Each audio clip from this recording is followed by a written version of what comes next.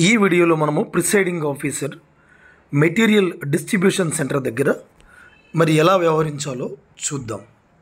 ఏమి చేయాలి, ఏమి చేయకూడదు, డూస్ అండ్ డోంట్స్ అక్కడ మనము తెలుసుకుందాం క్లియర్గా.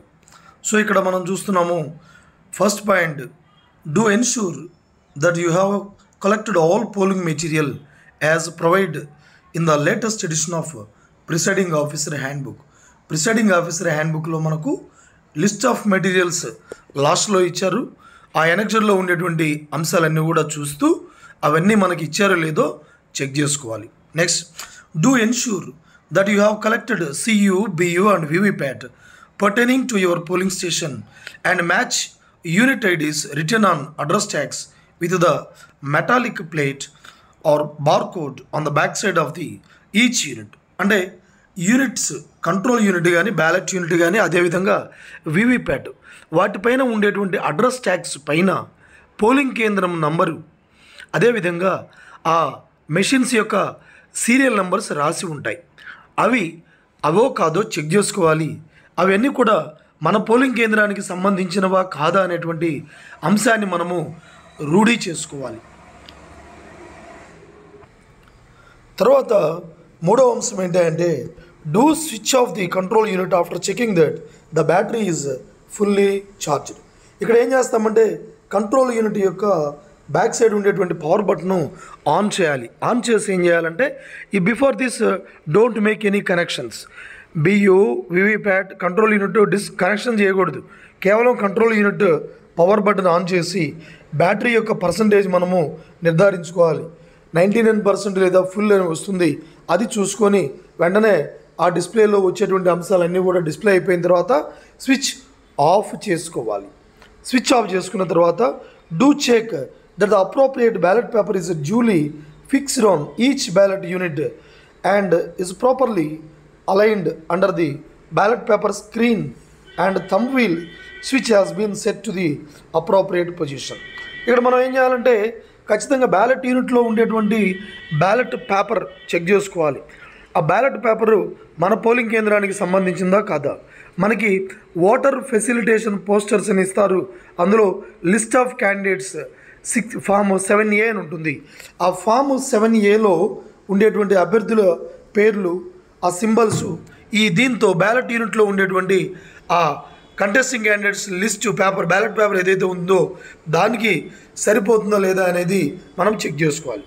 Next, check that the paper roll knob, అంటే VVPAT బ్యాక్ సైడ్ ఉండేటువంటి ఆ పైభాగంలో back side black colour knob ఉంటుంది, దాన్ని పేపర్ రోల్ నాబ్ అంటారు.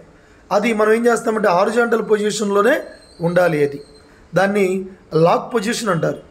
ఈ లాక్ పొజిషన్లోనే ఉండాలి. అది ఉందో లేదో జాగ్రత్తగా చూసుకోవాలి. మనము పోలింగ్ కేంద్రానికి తీసుకెళ్లేటప్పుడు ఇది ఖచ్చితంగా లాక్ పొజిషన్లో ఉండాలి, అడ్డంగా ఉండాలి, హారిజాంటల్ పొజిషన్లో ఉండాలి. Next one, do ensure that you have received all types of statutory and non-statutory forms and envelopes for using at a polling station. ఏంటంటే ఇది list of polling materials presiding officer హ్యాండ్బుక్లో లాస్ట్లో ఉంది. ఆ ఎనెక్చర్ చూస్తూ కావాల్సినటువంటి ఫామ్స్ అన్నీ కూడా both statutory and non statutory వచ్చినాయో లేదో చెక్ చేసుకోవాలి. Next, do clear any or all doubts regarding poll process or functioning of EVMs before movement from dispatch centre to the assigned polling station. అంటే అక్కడ ఇంకా ఏవైనా సందేహాలు మనకు ఉన్నట్లయితే ఇవి ఖచ్చితంగా మనం అక్కడ క్లియర్ చేసుకొని వెళ్ళాలి మనం.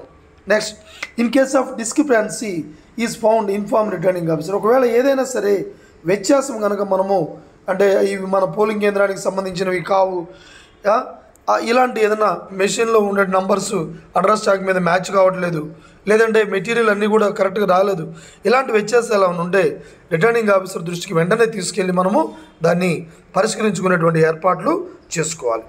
నెక్స్ట్, ఇప్పుడు మనము ఏమి చేయకూడదు, మెటీరియల్ తీసుకున్న తర్వాత ఏం చేయకూడదో చూద్దాం. డోంట్స్.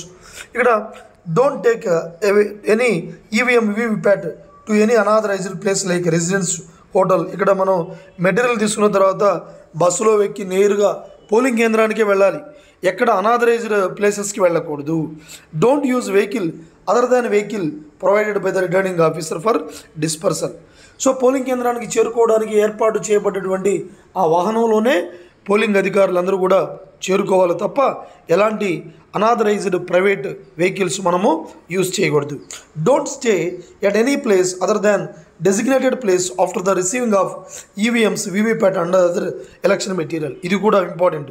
ఏంటంటే మనము వేరే అదర్ ప్లేసెస్కి వెళ్ళకూడదు, నేరుగా పోలింగ్ కేంద్రానికి వెళ్ళాలి. Next, don't switch on and off the VVPAT as it will delete the battery as well as paper roll causing problems during poll. అసలు ఇక్కడ ఒక కంట్రోల్ యూనిట్ మాత్రమే కనెక్షన్ చేయకుండా ఆన్ చేసి చూస్తాము, కనెక్షన్ చేయకూడదు. ఇక ఈ వీవీప్యాట్ కానీ బ్యాలెట్ యూనిట్ కానీ ఎలాంటి ఆపరేషన్ చేయకూడదు. Don't connect ballot unit, control unit and VVPAT during dispersal. Don't remove any seal from BUC and VVPAT. వీటికి ఇచ్చినటువంటి సీల్స్ ఏమీ కూడా మనము కదిలించకూడదు.